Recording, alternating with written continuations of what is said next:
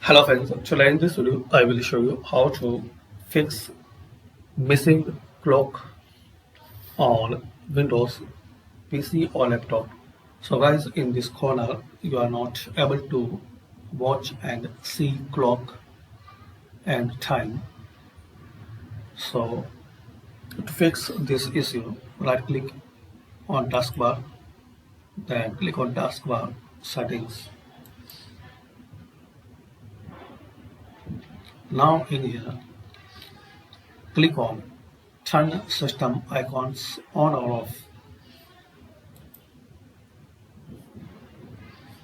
Now in this list, turn on clock. Just you need to turn on clock. So as we can see, date and time is appear. So thanks for watching. By the simple steps we can fix time table is disappear on Windows taskbar. Thanks again.